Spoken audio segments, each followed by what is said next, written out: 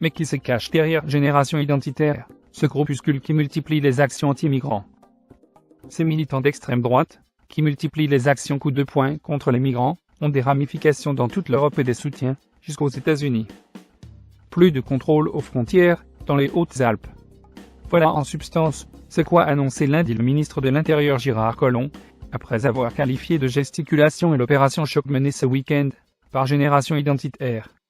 Le groupuscule d'extrême droite a bloqué le col de l'Échelle dans les Hautes-Alpes, devenu depuis plusieurs mois point de passage pour les migrants venus d'Italie. À coups d'hélicoptères et de 4x4, cette opération ultra-organisée a pris les allures d'un coup de com' ultra soigné.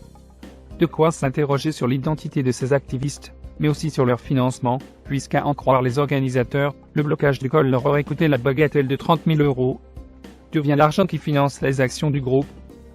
À les entendre, ce sont des dons, des adhérents, des militants, des sympathisants de 10 à 500 € sur leur site internet, mais aussi des montants libres sur différentes plateformes de financement participatif, qui alimentent le groupe.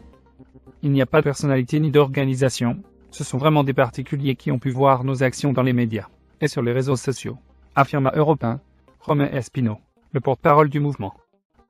Dans chaque opération de levée de fonds, il y a des plus gros donateurs et des plus petits, en fonction de leurs moyens, mais ce sont vraiment des particuliers lambda.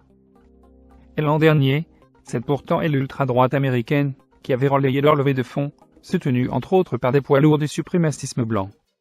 Génération Identitaire avait ainsi récolté 300 000 € pour mettre à flot son navire anti-migrant en Méditerranée.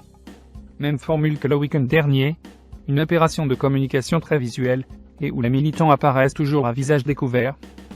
Mais qui sont les militants de Génération Identitaire? Ces activistes sont généralement très jeunes, avec une moyenne d'âge de 22 ans, et comptent beaucoup d'hommes. Ils sont 2000 adhérents en France, surtout présents à Lyon et à Nice. Mais le groupe a aussi des ramifications en Italie, en Autriche et en Allemagne.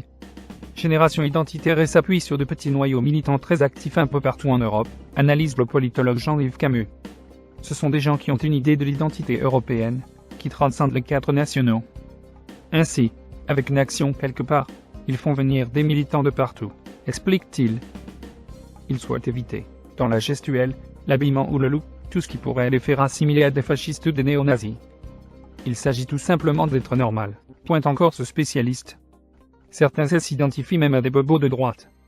Quel lien entre Génération Identitaire et le Front National? Issus de milieux aisés ou modestes, les jeunes de Génération Identitaire ont pris la succession des jeunesses du bloc identitaire, aujourd'hui inactifs. Il s'agirait même d'une sorte d'école de formation pour rejoindre le Front National, de l'avis de certains spécialistes, bien qu'officiellement il n'y ait aucun rapport entre le parti de Marine Le Pen et Génération Identitaire. Mais le Front National ne cache pas sa sympathie à leur égard. Lundi, le vice-président Louis Alliot a salué sur BFM TV une opération de communication réussie. Efficace a même reconnu l'eurodéputé Nicolas Bay.